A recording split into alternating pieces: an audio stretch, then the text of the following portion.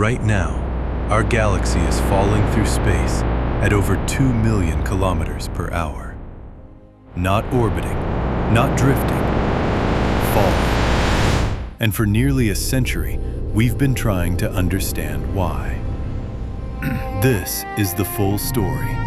What we found behind the blind spot, why the numbers keep changing, and why there are two forces at work here, not one. It started with an accident. In 1964, two radio astronomers, Arno Penzias and Robert Wilson, were working at Bell Labs in New Jersey. They were trying to calibrate a giant horn antenna for satellite communications. But no matter what they did, no matter where they pointed it, they kept picking up a faint, persistent hum.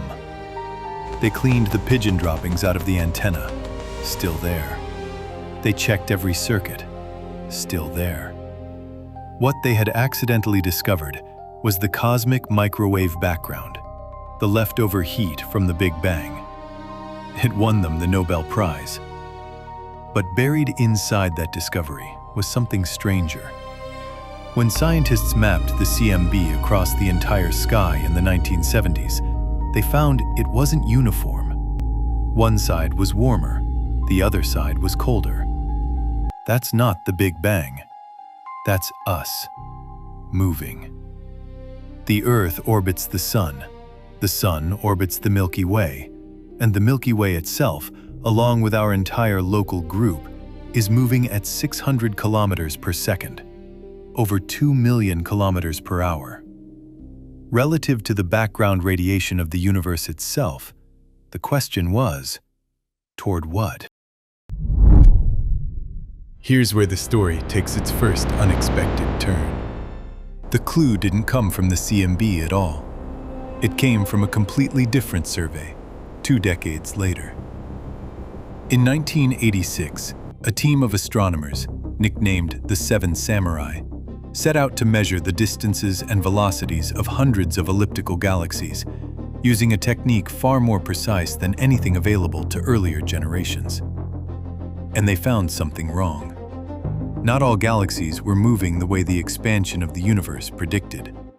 Some, especially in the direction of the constellation Centaurus, were moving too fast, or too slow, as if something massive was tugging them off course, something not accounted for by the expansion of the universe alone. Astronomers call this peculiar velocity, the motion a galaxy has that can't be explained by cosmic expansion. And the peculiar velocities in our neighborhood were all pointing toward the same patch of sky, a patch of sky that happened to be almost perfectly hidden.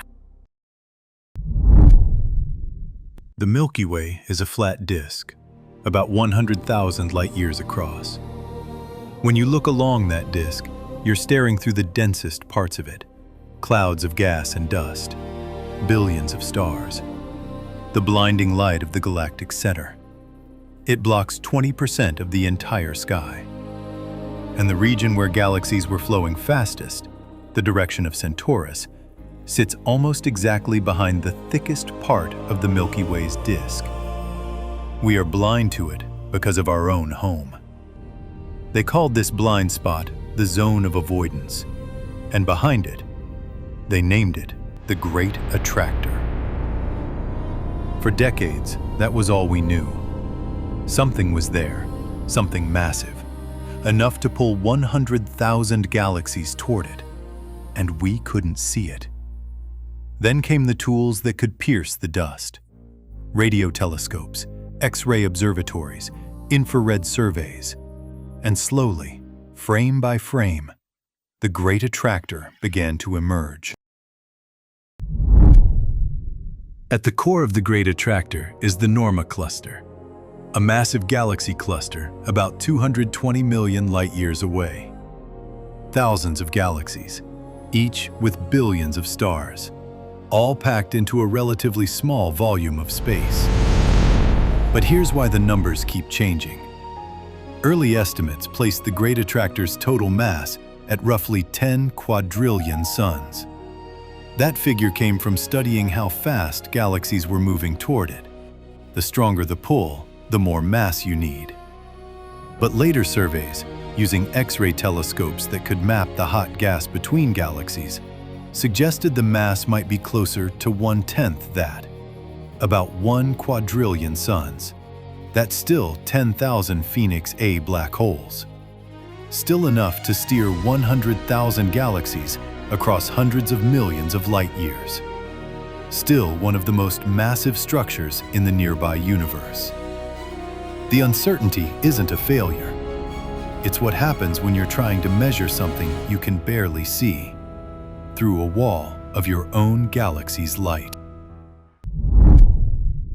In 2014, a team led by Brent Tully at the University of Hawaii did something unprecedented. They mapped the motions of over 8,000 galaxies in our region of the universe, tracing the gravitational currents, the streams and flows. What they found redefined our cosmic address. We are not just in the Milky Way, and the Milky Way is not just in the local group, and the local group is not just near the Virgo cluster. All of this, 100,000 galaxies spread across roughly 500 million light-years, is part of a single coherent structure. They named it Laniakea, Hawaiian for immense heaven. And at the gravitational center of Laniakea sits the Great Attractor.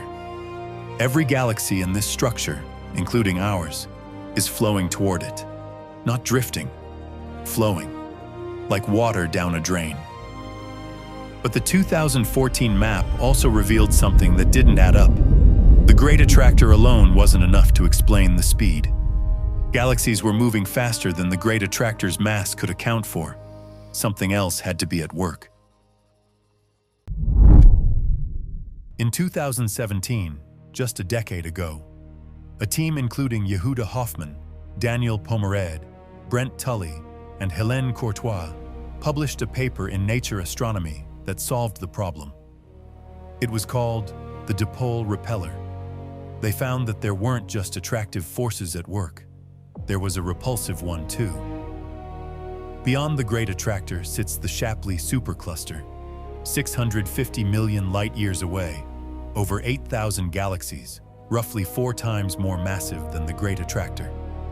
That's pulling us from the front. The Great Attractor is just the first thing in the way. But in the opposite direction, behind us, there's something else. A giant cosmic void.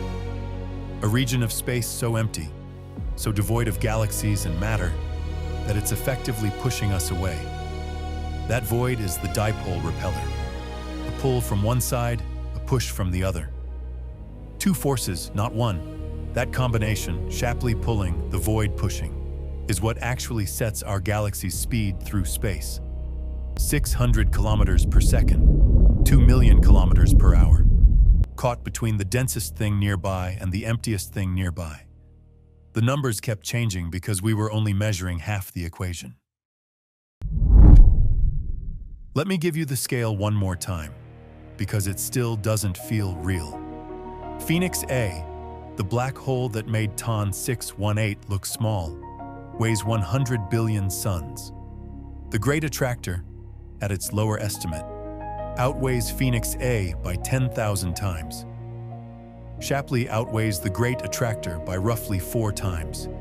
And behind us, the Dipole Repeller, a void, nothing. But its absence of gravity is just as powerful as the presence of all that mass.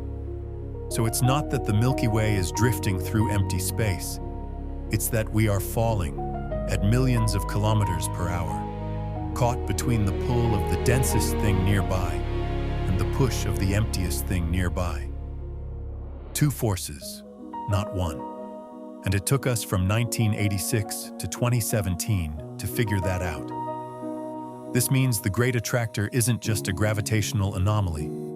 It's a reminder that most of the forces shaping our universe are invisible, and we've probably only found a fraction of them. Follow for more mind-blowing space facts.